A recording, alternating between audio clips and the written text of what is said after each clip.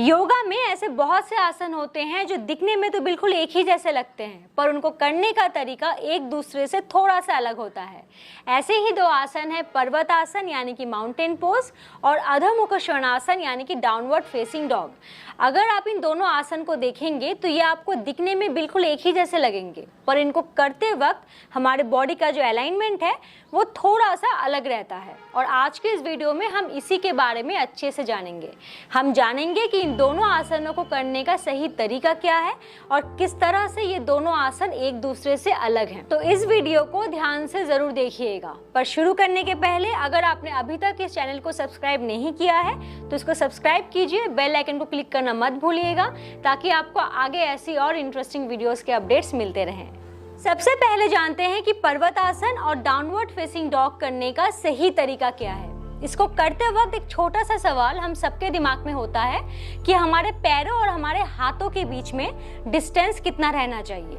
तो इस बात को समझने के लिए दो सबसे आसान तरीके हैं। जो सबसे पहला तरीका है उसके लिए आपको सबसे पहले वज्रासन में आके बैठना है। तो आप पहले बैठेंगे वज्रासन में, फिर आप अपने घुटने के पास अपनी कोहनी को इस तरह से रखेंगे और 1 हैंड एंड 1 पाम का डिस्टेंस लेंगे। दूसरे हाथ के साथ भी वही करेंगे, 1 हैंड एंड 1 पाम का डिस्टेंस लेंगे। फिर आप ऐसे टेबल टॉप पोजीशन में आएंगे, यानी कि जैसे हम मार्जरी आसन करते वक्त हमको जिस पोस्चर में आना होता है आपको उस पोस्चर में आना है। फिर आप अपने पैरों को मैट पे रखेंगे, अपने हील को आपको मैट पे रखना है और अपने हिप को ऊपर की तरफ उठाना है और अपनी बॉडी को आपको उल्टे वी के शेप में लाना है। तो ये होगा आपका पहला तरीका आपके पैर और अपने हाथों के बीच के डिस्टेंस को समझने का। अब जो दूसरा तरीका है उसके लिए आपको पहले चाइल्ड पोज यानी कि बालासन में आना है। तो आप पहले वज्रासन में आ गए, फिर आप अपने हाथों को आगे की तरफ स्ट्रेच करेंगे, बिना अपने हिप को ऊपर की तरफ उठाए आप अपने हाथों को जितना आगे तक स्ट्रेच कर सकते हैं आपको स्ट्रेच करना है। फिर यहीं से आप अपने पैर को मैट पे रखेंगे, अपने पैरों को, और अपने हिप को ऊपर की तरफ उठाएंगे। तो ये हो गया आपका दूसरा तरीका अपने पैरों और अपने हाथों के बीच के डिस्टेंस को समझने का। तो अब हम जानते हैं ये किस तरह से पर्वतासन और डाउनवर्ड फेसिंग डॉग एक दूसरे से अलग है। तो सबसे पहले हम बात करते हैं पर्वतासन यानी कि माउंटेन पोज की।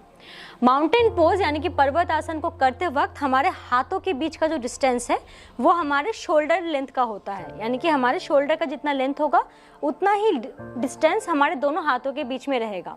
पर जो हमारे पैर हैं वो बिल्कुल आपस में जुड़े हुए होंगे, यानी कि हमारे पैरों के बीच में डिस्टेंस नहीं रहना चाहिए। अब इसको करते वक्त हमारा जो गर्दन है वो हमारे स्पाइन के लाइन में रहना चाहिए, यानी कि हमारा बैक, हमारा नेक और हमारा हेड वो एक ही लाइन में रहेगा और हमारे जो कान है वो हमारे एल्बो के बराबर में रहने चाहिए। तो मैं आपको एक बार इसको करके बताती हूँ ताकि आप इसको बेहतर तरीके से समझ सके। तो हम सबसे पहले आएंगे चाइल्ड पोज में। अब यहीं से हम आएंगे पर्वतासन में। तो पर्वतासन में हमारे पैर आपस में जुड़े हुए रहेंगे, हमारे पैरों के बीच में कोई डिस्टेंस नहीं रहेगा, पर हमारे दोनों हाथों के बीच में हमारे शोल्डर लेंथ का डिस्टेंस रहेगा। उंगलियों को आपको स्प्रेड करना है, यानी कि उंगलियां बिल्कुल फैली हुई होंगी और आपको एक्सेल करते हुए अपने नाभि को अंदर के तरफ यानी कि अपने स्पाइन के तरफ आपको खींचना है। आपका जो टेल बोन है वो ऊपर की तरफ रहेगा पॉइंटेड, और आपको अपनी नाभि को अंदर की तरफ खींचना है और अपने बैक, अपने नेक और अपने हेड को आपको एक ही लाइन में लाना है। और आपका जो पूरा बॉडी वेट है वो आपके हाथों और आपके पैरों पर इक्वली डिस्ट्रीब्यूट होना चाहिए। तो ये था पर्वतासन को करने का तरीका। अब जानते हैं डाउनवर्ड फेसिंग डॉग के बारे में। इस आसन को करते वक्त हमारे पैरों के बीच में डिस्टेंस होता है हमारे हिप लेंथ का और हमारे हाथों के बीच में डिस्टेंस रहता है हमारे शोल्डर लेंथ का। पर जैसा कि पर्वतासन में हमारा बैक, हमारा नेक और हमारा हेड एक ही लाइन में था, यानी कि अलाइन था, डाउनवर्ड फेसिंग डॉग को करते वक्त हमारे बैक में यानी कि हमारे जो अपर बैक में हल्का सा आर्क आता है और हमारा जो फोर आर्म है यानी कि ये वाला जो हिस्सा है वो ऑलमोस्ट मैट के पैरेलल रहता है और हमको कोशिश करनी होती है हमारे सर को मैट के तरफ प्रेस करने की। तो मैं आपको एक बार करके दिखाती हूँ ताकि आप बेहतर तरीके से समझ पाए। तो हम सबसे पहले आएंगे वज्रासन में, फिर यहाँ से हम 1 हैंड एंड 1 पाम का डिस्टेंस लेंगे और अपने बॉडी को उल्टे वी के शेप में लाएंगे। अब हमारे पैरों के बीच का जो डिस्टेंस है वो हमारे हिप लेंथ का होगा, हमारे हाथों के बीच का जो डिस्टेंस है वो हमारे शोल्डर लेंथ का होगा और हमारी जो उंगलियां हैं वो ऐसे स्प्रेड होंगी, यानी कि फैली हुई होंगी।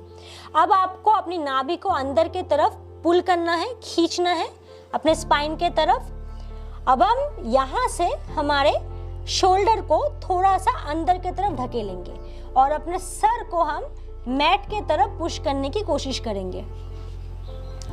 इससे हमारे बैक में हल्का सा आर्क आएगा।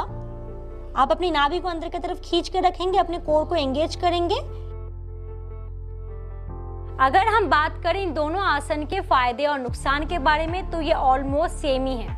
इन दोनों आसनों को करने से हमारे पैर और हमारे हाथों के जो मसल्स हैं, खासकर हमारा हैमस्ट्रिंग, हमारे काफ मसल और हमारा जो शोल्डर मसल है वो मजबूत बनता है, उनमें ताकत मिलती है। हमारे स्पाइनल रीजन में ब्लड सर्कुलेशन बढ़ता है, यानी कि ये दोनों आसन हमारे स्पाइन हेल्थ के लिए बहुत ही ज़्यादा इफेक्टिव है।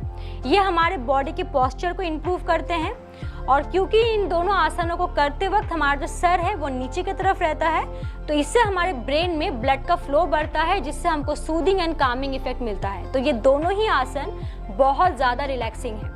अगर हम बात करें इसकी लिमिटेशन की, तो अगर आपके हाथ या फिर आपके पैर पे कोई इंजरी है तो आप इस आसन को अवॉइड करेंगे।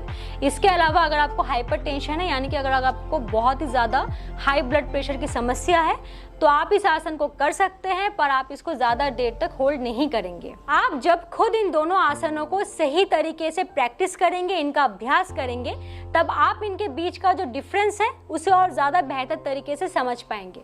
इसको प्रैक्टिस करते वक्त आप खुद देखेंगे कि डाउनवर्ड फेसिंग डॉग को करते वक्त हमारा जो अपर बॉडी स्ट्रेंथ है, यानी कि हमारा जो शोल्डर स्ट्रेंथ है, वो थोड़ा सा ज़्यादा लगता है, क्योंकि ये जो आसन है यानी कि डाउनवर्ड फेसिंग डॉग, ये हमारे शोल्डर स्ट्रेंथ और हमारे आर्म स्ट्रेंथ को बेहतर बनाने के लिए, इसको इम्प्रूव करने के लिए बहुत ही ज़्यादा इफेक्टिव है।